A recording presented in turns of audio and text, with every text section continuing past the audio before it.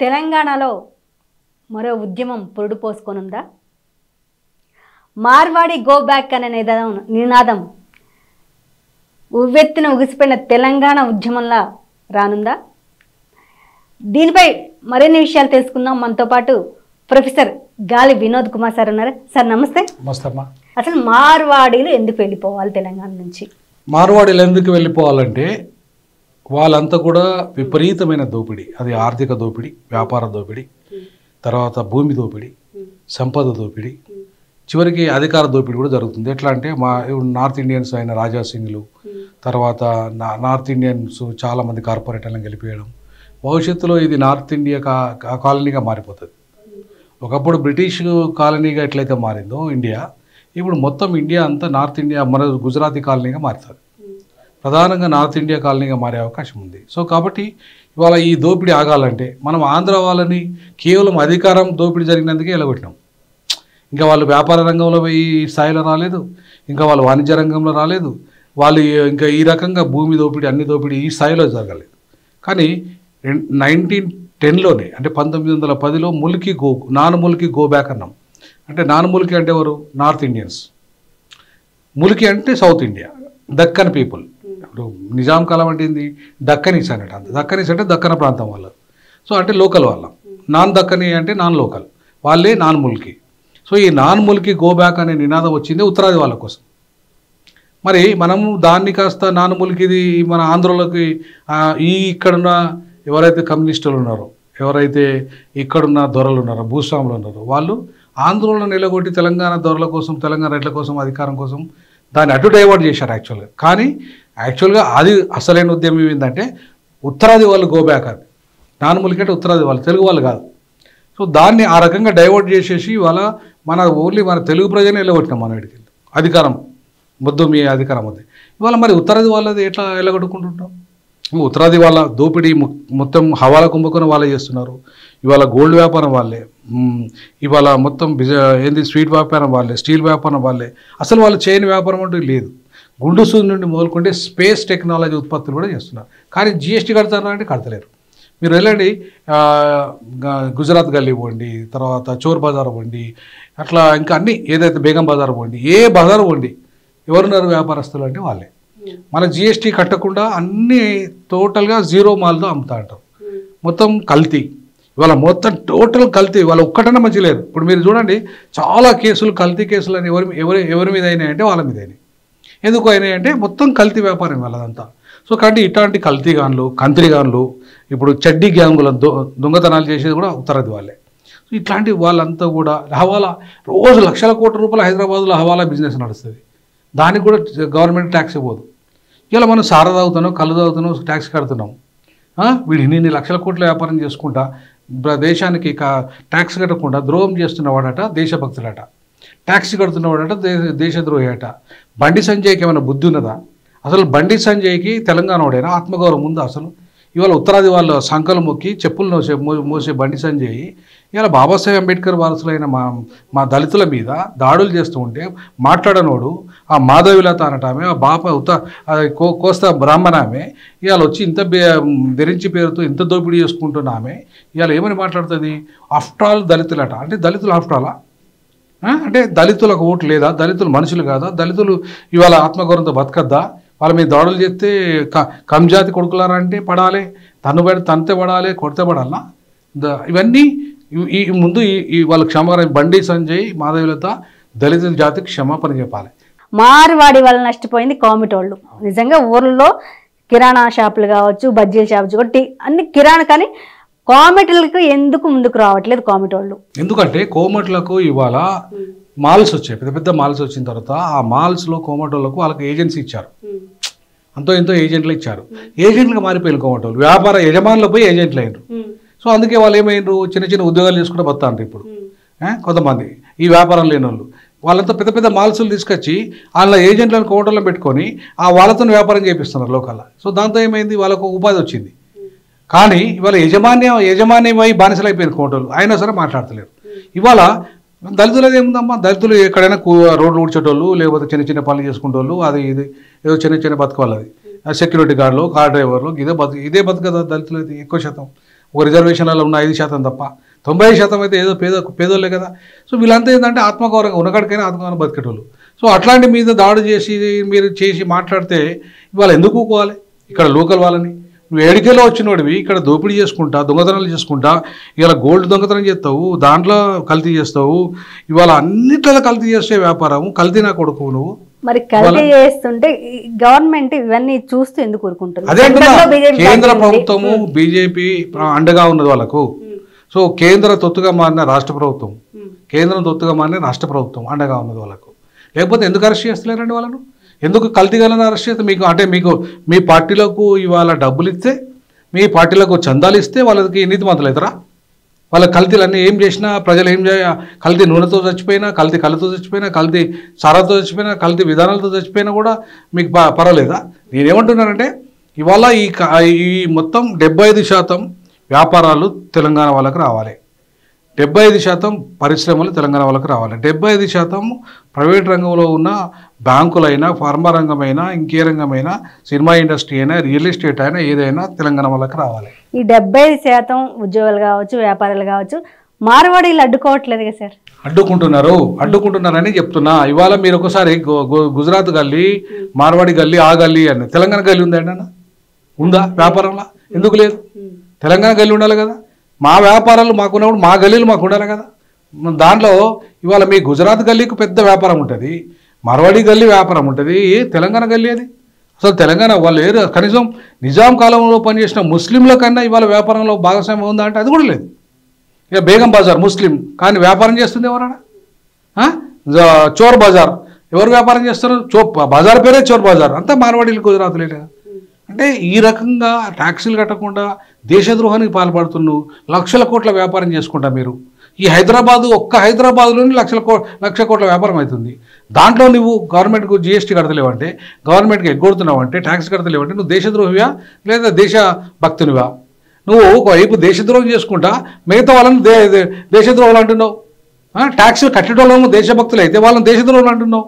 దక్షిణాది వాళ్ళు దేశద్రోహులు, ద్రావిడులు దేశద్రోహులు, ఆ బహుజనులు దళితులు దేశద్రోహులు వాళ్ళ దృష్టిలో, క్రైస్తవులు దేశద్రోహులు వాళ్ళ దృష్టిలో, కమ్యూనిస్టులు దేశద్రోహులు, వాళ్ళు ముస్లింలు దేశద్రోహులు, వాళ్ళు మాత్రమే దేశభక్తులు మార్వాడి గుజరాతులు. ఇంత దుర్మార్గం చేస్తుంటే కూడా నీకు దేశభక్తులా కనపడుతున్నారు బండి సంజయ్కి. మరి ఎందుకంటే బండి సంజయ్కి సూట్ కేసులు వస్తున్నాయి కదా, అందుకే దేశభక్తులు అవుతాడు బండి సంజయ్. వాళ్ళ చెప్పులు మోసినోడు బండి సంజయ్. మరి మేము అట్లా కాదు, మేము బాబాసాహెబ్ అంబేద్కర్ వారసులం. వాళ్ళ బాబాసాహెబ్ అంబేద్కర్కు మేము వారసత్వం. ఈ రాజ్యాంగం రాసింది మా బాబాసాహెబ్ అంబేద్కర్. దీనివల్లనే ఈ దేశం 79 సంవత్సరాలుగా నడుస్తున్నది. అవునా కదా? లేకపోతే మన ధర్మం వల్ల నడుస్తుందా? లేకపోతే ఆర్ఎస్ఎస్ సిద్ధాంతం వల్ల నడుస్తుందా? మరి ఇట్లాంటి పరిస్థితులలో ఇవాళ మేము రాజ్యాంగ పరంగా మాకు 75% ప్రైవేట్ రంగంలో వాటా కావాలి మా తెలంగాణ ప్రజలకు, మిగతా 25% ఏ రాష్ట్ర పూలకైనా మీరు ఇచ్చుకోండి, మాకు అభ్యంతరం లేదు. కానీ మాకు అన్ని రంగాల్లో 70% వాటా రావాలి. ఈ వాటా వస్తేనే మాకు నిరుద్యోగం పోతుంది. ఇవాళ మా వాళ్ళకి ఉద్యోగాలు ఎన్ని ఉన్నాయమ్మా? 1,00,000 ఉద్యోగాలు ఉంటాయి. మరి ఇవాళ 1,50,00,000 మంది నిరుద్యోగులు రిజిస్ట్రేషన్ చేసుకున్నారు. మిగతా దాంట్లో 1,00,000 తీసేస్తే మిగతా వాళ్ళు 1,49,00,000 మంది ఏం కావాలమ్మా? మరి వాళ్ళకు ఉపాధి ఉండాలా లేదా? ఉపాధి ఉండాలంటే వ్యాపారం ఉండాలా లేదా? వ్యాపారం ఎవరి చేతుల్లో ఉందమ్మా? మార్వాడి గుజరాత్ల చేతుల్లో ఉంది. మరి ఆ వ్యాపారం మా వాళ్ళకి ఇవ్వాలా లేదా? మరి వాళ్ళ పాలకులు ఏం చేస్తున్నారు? ఇంత పైసలు పడేయగానే నోరు మూసుకుంటారు. మా వాళ్ళని కొట్టిన తర్వాత కూడా అరెస్టులు అయితే లేవు. ఆ తెలంగాణ ఉమెన్కు ఆత్మగౌరవం లేదు, కించింతో ఆమె కూడా ఆ తెలంగాణ అస్తిత్వం అసలు లేదు. ఆమె నాకు తెలిసి ఎక్కడో ఆంధ్ర నుంచి వచ్చి ఇక్కడ మైగ్రేట్ అయ్యో లేకపోతే ఇంకొకటికి వచ్చిందో నాకు తెలియదు. నేనేమంటానంటే తెలంగాణ బిడ్డగా, ఆత్మగౌరవం ఉన్న బిడ్డగా, ఓ తెలంగాణ సాయుధ పోరాటం ఎందుకు ఏర్పడ్డది? ఓ తెలంగాణ రైతాంగ పోరాటం ఎందుకు వచ్చింది? ఓ తెలంగాణ తొలి ఉద్యమం ఎందుకు వచ్చింది? తెలంగాణ మలి ఉద్యమం ఎందుకు వచ్చింది? ఈ తెలంగాణ బిడ్డల కోసం వచ్చింది. తెలంగాణలో వ్యాపారం, మా నీళ్లు మాకు, మా నిధులు మాకు, మా వ్యాపారాలు మాకు, మా అధికారం మాకు. మరి ఈ సోయి లేని ఆమె అట్లా మాట్లాడితే నేనేం చెప్తా? మహిళ కాబట్టి నేను ఆమె మీద ఎక్కువ కామెంట్ చేయలేను. ఎందుకంటే మహిళల్ని గౌరవించే మనస్తత్వం నాది. ఈ అంత మూమెంట్లో మరి తెలంగాణ అంటేనే ఉద్యమాల గడ్డ, మరి ఎందుకు తెలంగాణ ప్రజల్లో ఎందుకు మూమెంట్ రావట్లేదు? వస్తుందమ్మా. ఇప్పటికీ వాళ్ళకి ఏంటంటే ఇప్పటిదాకా వాళ్ళు నాన్ మూలికి అంటే ఆంధ్రోళ్ళు అనుకున్నారు. వాళ్ళకి ఇంత అంటే ఈ రకంగా స్టడీ లేదు. చెప్పిన ఇప్పుడు 2013లోనే కామన్ క్యాపిటల్ వద్దు, సెకండ్ క్యాపిటల్ చేయండి హైదరాబాద్ అని చెప్పిన. దానికి 22 మంది ఎంపీలతో సమావేశం ఏర్పాటు చేసింది. దాంట్లో సీమాంధ్ర ఎంపీలు 20 మంది, తెలంగాణ ఎంపీలు 2 వచ్చారు. సో 20 మందిలో 20 మందికి 20 మంది మేము తెలంగాణను వ్యతిరేకిస్తాం కానీ మేము సెకండ్ క్యాపిటల్ అనుకున్నామన్నారు. నేనేమన్నా, అరే తెలంగాణను మీరు వ్యతిరేకించద్దు, తెలంగాణ మీకోసం కాదు, దక్షిణాదిని వీక్ చేయడానికి వస్తుంది. మా తెలంగాణ అమరవీరుల కోసం అంతకన్నా కాదు. అది కాంగ్రెస్ అయినా బీజేపీ అయినా ఉత్తరాది పార్టీలు రెండు కూడా. దక్షిణాది 42 ఎంపీలు ఉన్నాయి, వీక్ చేస్తాయి. రాజశేఖర రెడ్డి అనేటప్పుడు యూపీఏ 2 ప్రభుత్వంలో చాలా కీలకంగా ఎంపీలను గెలిపించిండు. దేశ ప్రధానమంత్రి అనుకునే కోరిక ఉన్నవాడు, అంత బలమైన నేత. సో ఆ తెలంగాణకు అడ్డుపడ్డాడు అక్కడ, అవునా? ఎందుకంటే సౌత్ ఇండియా వీక్ కావద్దనే ఉద్దేశంతో ఇవాళ సౌత్ ఇండియా తెలంగాణనిచ్చి సౌత్ ఇండియాని వీక్ చేసినారు. వీక్ చేసి మరి ఉత్తరప్రదేశ్ ఎందుకు విభజించలే వాళ్ళు? యూపీలో 80 ఎంపీలు ఉంటే విభజించిన వాళ్ళు ఏపీ 42 ఎంపీలు ఉంటే ఎందుకు విభజించను? ఈ యూపీ కంటే 100 రెట్లు డెవలప్ అయిన ఏపీ, చదువులో కానీ, విద్యలో కానీ, ఆరోగ్యంలో కానీ, పర్ క్యాపిటల్ ఇన్కంలో కానీ, జిఎస్టీలో కానీ, అన్నిట్లలో. మరి అట్లాంటిది నువ్వు ఎందుకు ఏపీని విభజించను తెలంగాణ పేరుతో? యూపీలో బుందేల్ఖండ్ ఉద్యమం, హరితప్రదేశ్ ఉద్యమము, యూపీలో 4 రాష్ట్రాలు చేయమని మాయావతి తీర్మానం చేసింది అసెంబ్లీలో. అయినా యూపీని నువ్వు విభజించాలి. ఎందుకంటే మీకు భారతదేశ ప్రధానమంత్రి మీ చేతిలో ఉండాలి, రాష్ట్రపతి మీ చేతిలో ఉండాలి, ఉపరాష్ట్రపతి మీ చేతిలో ఉండాలి, స్పీకర్ మీ చేతిలో ఉండాలి, కేంద్ర మంత్రి ప్రభుత్వ శాఖలన్నీ మీ చేతిలో ఉండాలంటే ఉత్తరప్రదేశ్ మీ చేతిలో ఉండాలి. ఎందుకంటే 80 ఎంపీలు ఎవరికొస్తే అక్కడ ఎవరికి ఎక్కువ ఎంపీలు వస్తే వాడే దేశ ప్రధాని అవుతాడు. మరి ఇక్కడ మాకు వీక్ చేసి, మాకు అధికారం రాకుండా చేసి, మమ్మల్ని మీ కేంద్రంలో భాగస్వామ్యం లేకుండా చేసి మమ్మల్ని వీక్ చేయడానికే కదా నువ్వు తీసుకొచ్చింది. ఏపీని విభజించి యూపీని విభజించలే. మరి బండి సంజయ్ ఇక్కడ సోయి ఉంది, కిషన్ రెడ్డికి ఏం సోయి ఉన్నది? మరి ఎందుకు ఇంతవరకు యూపీని విభజించమని అడుగుతలేరు వీళ్ళు? బండి సంజయ్ అంటే ఒకటి గుర్తొచ్చింది. బండి సంజయ్ నిన్న కామెంట్ చేయడం జరిగింది. గతంలో మీరు ఒక 8 నెలల క్రితం మార్వాడి గోబ్యాక్ అని ఒక ధర్నా కూడా చేయడం జరిగింది. అయితే ఇప్పుడు ఎవరైతే మార్వాడి గోబ్యాక్ అంటున్నారో వాళ్ళందరూ లెఫ్ట్ గాళ్ళు నిన్న అన్న కామెంట్స్ ఎంఐఎం కాంగ్రెస్ అంటే వీళ్ళు హిందువులు కాదా అంటే ఆయన అన్నది వీళ్ళు హిందువులు కాదు, హిందువులను అంటే లెఫ్ట్ వాళ్ళు కాంగ్రెస్ వాళ్ళు హిందువులు కాదా? బండి సంజయ్ అంటే నువ్వు హిందువో కాదో మాకు తెలియదు, మేము ఆది హిందువులం, ఈ దేశం మాది, భూమి పుత్రులం. బండి సంజయ్ నువ్వు కాపు సగం రెడ్డివి, నువ్వు సంకనాకటోనివి, నువ్వు ఉత్తరాది వాళ్ళ చెప్పులు మోసేటోనివి. మేము బాబాసాహెబ్ అంబేద్కర్ వారసులం, మేము ఆత్మగౌరవం ఉన్నోళ్ళం, మేము కూలి చేసుకున్న నిజాయితీగా బతికేటోళ్ళం. బండి సంజయ్ నీ లెక్క గనులు అమ్ముకొని బతికేటోళ్ళం కాదు, గనులలో 500 కోట్లు 1000 కోట్లు తీసుకుంటోళ్ళం కాదు, సూట్ కేసులు మోసేటోళ్ళం కూడా కాదు. మేము చదువుకొని కష్టపడి చదువుకొని బాబాసాహెబ్ అంబేద్కర్ విశ్వవిద్యాలయాలలో చదువు చెప్పొచ్చిన వాళ్ళం. ఆయన చదువుకున్న కొలంబియాలో లండన్ స్కూల్ ఆఫ్ ఎకనామిక్స్లో చదువు చెప్పొచ్చిన బాపద్గాలం, ఉన్నత డిగ్రీలు ఉన్న వాళ్ళం. సో అట్లాంటి మేము ఇవాళ ఎందుకు మాకేం పనిపాటు లేక గుజరాతీ మార్వాడి గోబ్యాక్ అంటున్నామా? మాకు తిండి లేకపోతే తిన్నది అరవక గోబ్యాక్ అంటున్నామా? అరే ఇక్కడున్న తిండి లేని ప్రజల కోసము, ఇక్కడున్న నిరుద్యోగుల కోసము, ఇక్కడున్న భూమి కోసము, ఇక్కడున్న భక్తి కోసం, ఇక్కడ ప్రజల కోసము విముక్తి కోసం మేము అడుగుతున్నాము. నువ్వు ఇవాళ గుజరాతీ మార్వాడి ఓటుతో గెలుతా అంటే నువ్వు పోయి గుజరాత్లో పోటీ చేయి, రాజస్థాన్లో పోటీ చేయి, మాకు అభ్యంతరం లేదు. నువ్వు తెలంగాణలో పోటీ చేసి గెలవాలనుకుంటే ఈ తెలంగాణ ప్రజలను సపోర్ట్ చేస్తావా, గుజరాతీ ప్రజలను సపోర్ట్ చేస్తావా, ఈ మార్వాడి ప్రజలను సపోర్ట్ చేస్తావా? బండి సంజయ్ నీకు పదవి ఇచ్చినంత మాత్రాన, ఇవాళ గుజరాత్ వాళ్ళు పదవి ఇచ్చినంత మాత్రాన, ఇవాళ వాళ్ళ సంఖ్యలు వాళ్ళ సూట్ కేసులు మోసినంత మాత్రాన ఇవాళ మేము సపోర్ట్ చేయాలా? నువ్వు సపోర్ట్ చేస్తే ఖచ్చితంగా చేయము.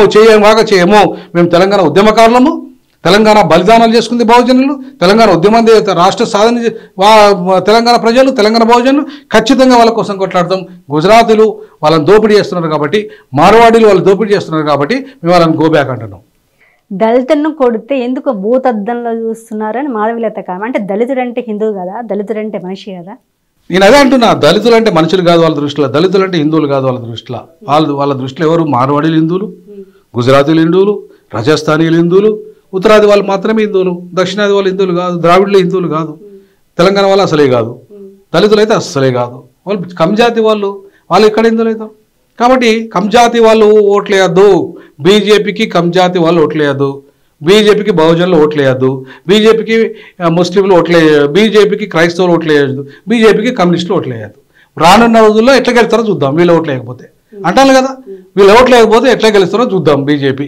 మరి బీజేపీ ఇవాళ దళితులను కొట్టినా తనినా మీరు వడిన బానిసల్లాగా అని చెప్పి మన ధర్మాన్ని సపోర్ట్ చేస్తారా? దళితులు మాతో పాటు సమానము, దళితులు మనుషులే, వాళ్ళని కొట్టడం తప్పు అని చెప్పేసి మాకు బాధితులను సపోర్ట్ చేస్తావా లేదా కొట్టిన సపోర్ట్ చేస్తావా? ఇంతవరకు అరెస్ట్ చేయమని ఎందుకు అడుగుతలేవు బండి సంజయ్? నువ్వు కేంద్ర మంత్రి హోదాలో ఉండి నీకు శక్తి లేదా? ఒక మంత్రివై ఉండి నీకు వీళ్ళని కొడతా అంటే సపోర్ట్ చేయలేని మంత్రి నువ్వు మంత్రివేనా? చేతగాని మంత్రి రాజీనామా చేయని చెప్పేసి సందర్భంగా డిమాండ్ చేస్తా ఉన్నా. రేపు 18 నాడు ఉమనగల్లులో దాదాపు వ్యాపారులు వస్తున్నందుకు బంద్ చేస్తున్నారు, దీన్ని ఎలా చూడాలి సార్? 100% అది వాళ్ళ హక్కు. ఎందుకంటే దోపిడీ నుండి, పీడన నుండి, వీళ్ళ నుండి విముక్తి కావాలి మాకు. కాబట్టి వ్యాపారం మేము చేసుకొని బతకాలంటే, ఇట్లా కల్తీ లేని వ్యాపారం చేసుకొని బతకాలంటే ఈ కల్తీ గాలను నిలగొట్టాలి. ఈ కల్తీ గాలను నిలగొడితేనే మాకు ఇవాళ మా బతుకులు బాగుపడతాయి, అంతో ఇంతో మేము బతుకుతాము. ఇవాళ మొత్తం కల్తీ చేసుకుంటే, వ్యాపారం అంతా కల్తీ చేసుకుంటా, ప్రజల ప్రాణాలతో చెలగాటమాడుకుంటా, GST కట్టకుండా చెడ్డి గ్యాంగులను ఏర్పాటు చేసేసి ఇవాళ ఈ రకమైన దోపిడీకి చేస్తుంటే ఎందుకు కుంటారు తెలంగాణ ప్రజలు? తెలంగాణ తెచ్చుకునే ఎందుకు? 1300 బలిదానాలు ఎందుకైనా? ఎందుకు ఈ తెలంగాణ? మాకు ఎవరి కోసం ఈ తెలంగాణ? వాళ్ళ కోసమా? మారోడల కోసమా? గుజరాతీల కోసమా? నార్త్ ఇండియా వాళ్ళ కోసమా? ఇది కాదు, మా కోసం. మాకు విద్యారంగంలో, ఉద్యోగ రంగంలో, వ్యాపార రంగంలో, వాణిజ్య రంగంలో, సినిమా రంగంలో, అన్ని రంగాల్లో 75% మా తెలంగాణ ప్రజలకు వాటా కావాలి. మీరు గతం నుంచి మార్వాడీలు తెలంగాణ నుంచి వెళ్ళిపోవాలంటున్నారు. ఇక ముందు మీ ఉద్యమం ఎలా ఉండబోతుంది? ఖచ్చితంగా ఉంటుందమ్మా. ఆర్పిఐ తెలంగాణ శాఖ అధ్యక్షునిగా కాబోతున్నా. భీమరావు అంబేద్కర్ పార్టీకి అంబేద్కర్ వారసునిగా చెప్తున్నా. బాబాసాహెబ్ అంబేద్కర్ వారసునిగా ఆయన ఏ ఆలోచన అయితే రెండవ రాజధాని కావాలన్నాడు హైదరాబాద్, ఏ ఆలోచనతో అయితే దోపిడీ ఉత్తరాది వాళ్ళకు ఢిల్లీ కావాలన్నాడు, దక్షిణాది వాళ్ళకు ఇలా హైదరాబాద్ దేశానికి రెండవ రాజధాని కావాలన్నాడు. ఇక్కడ దక్షిణాది అడ్డా ఇదంతా హైదరాబాద్ దక్షిణాది అడ్డా, సౌత్ అడ్డా, డక్కన్ అడ్డా.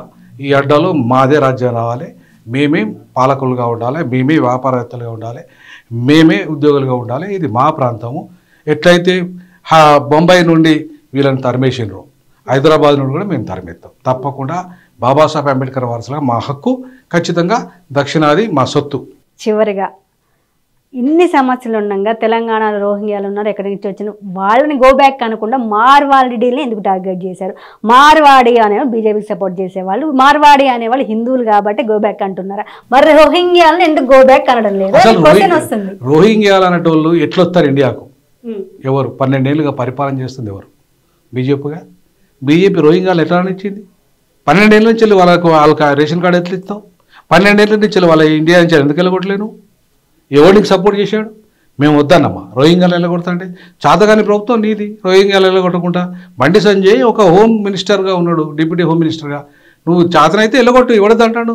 మేము రోహింగ్యాలకు అనుకూలం కాదు, మేము విదేశీయులకు అనుకూలం కాదు, మేము స్వదేశీ విధానం, ద్రవిడ విధానం, మేము బహుజన విధానం, ఈ దేశ మూలవాసులం విధానం మాది. కాబట్టి రోహింగ్యాలకు మేము వ్యతిరేకం. మీరు పంపిస్తే మేము వద్దనం.